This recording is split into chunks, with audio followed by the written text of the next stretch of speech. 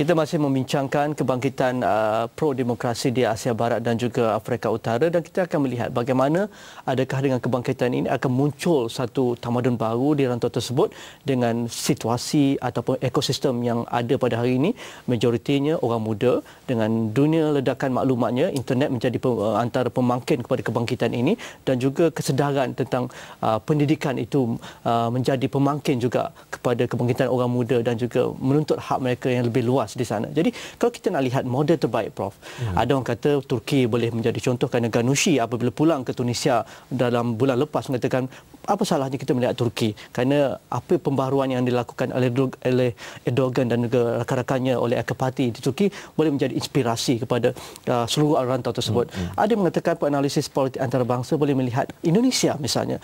Indonesia dengan selepas kejatuhan Suharto, era reformasi hingga hari ini membuka seluas-luasnya ruang demokrasi walaupun rakyatnya cukup ramai, dan hari ini ternyata Indonesia berada di dalam kelasnya tersendiri. Di Indonesia sebagai satu contoh yang baik di mana demokrasi memberikan kebebasan, tetapi kalau kita lihat latar belakangnya, Indonesia agak berbeza dengan negara Arab. Negara Arab ni nilai-nilai konservatifnya cukup tinggi. Oleh itu untuk memberikan kebebasan sebebas Indonesia, saya kira dia akan menimbulkan satu suasana yang tidak tenteram di negara-negara Arab.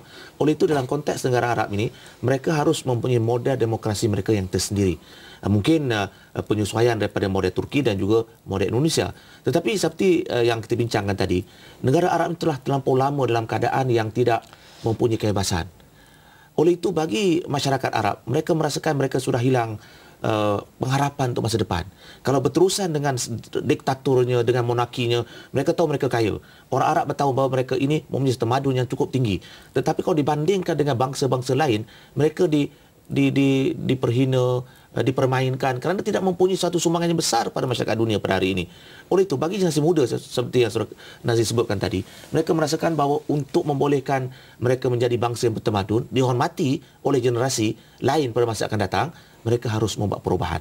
Walaupun perubahan ini merupakan perubahan yang terpaksa memakan korban yang tinggi, terpaksa mengambil masa, tetapi sama ada dilakukan sekarang ataupun mereka akan terus berada dalam keadaan yang tidak dihormati pada masa-masa akan datang. Oleh itu, dalam keadaan yang serba tidak menentu ini, saya melihat bahawa mereka menyedari potensi yang mereka miliki. Mungkin dalam konteks ini, mereka akan cuba mencari suatu pendekatan demokrasi yang dapat diterima dan diguna pakai oleh masyarakat mereka dan boleh memacu negara mereka untuk menuju ke zaman yang lebih baik. Kalau kita lihat, orang Arab pun dari rantau tersebut tidak kurang hebatnya. Kalau Prof biasa ke seluruh dunia membentangkan kertas kerja, membuat penyelidikan dan sebagainya, pergi ke Eropah, mereka yang migrate ke negara-negara hebat, Jerman, Itali dan juga Perancis, United Kingdom dan sebagainya, majoritinya daripada wilayah tersebut, dan mereka hebat sebagai profesornya, sebagai peniaga yang hebat di wilayah Jerman, Munich, Frankfurt dan sebagainya. Kalau ke Amerika Syarikat, pemikir-pemikir agung yang dalam master ataupun hebat dalam bidang masing-masing, ramai juga asalnya daripada wilayah tersebut. Jadi mengapa kekuatan ini sebenarnya tidak digunakan, ataupun mungkin sudah sampai masanya mereka pulang semula ataupun memberi input-input baru pada anak bangsa mereka dan juga berkongsi pengalaman, berkongsi kepakaran untuk membangunkan wilayah tersebut. Baik, kalau kita lihat mereka yang berjaya, bila kita tanya dalam kita baca interview mereka, mereka menyebut kalau kami tinggal di negara kami tidak akan jadi seperti kami. Oleh itu kalau kami nak berjaya, kami kena keluar daripada bumi kami, sama ada Mesir ke Libya ke Arab Saudi, untuk berjaya. Ini menunjukkan bahawa di negara mereka dari segi ruang dan peluang itu tidak diberikan. Walaupun potensi disebutkan tadi banyak. Sebagai contoh disebutkan minyak. Mereka sebuah negara yang kaya.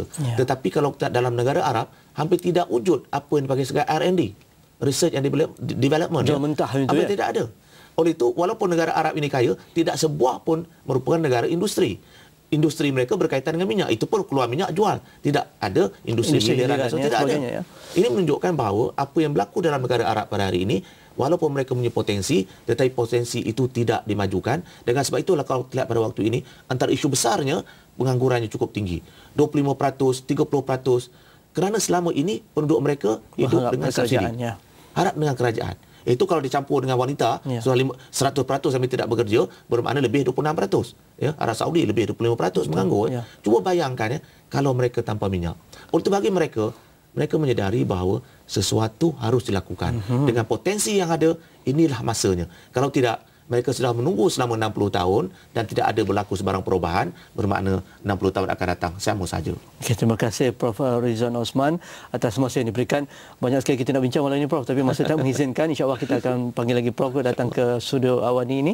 Jadi jika ada sebarang pandangan anda, hantarkan ke Facebook kami. Ada pandangan yang lebih matang ataupun tak bersetuju dengan pandangan Profesor Dr. Rizwan Osman, boleh hantar ke Twitter kami juga ataupun melalui email kami. Sekian untuk itu, sekian, kita jumpa lagi pada malam esok. Assalamualaikum, kita jumpa lagi. Terima kasih. Ya, Prof.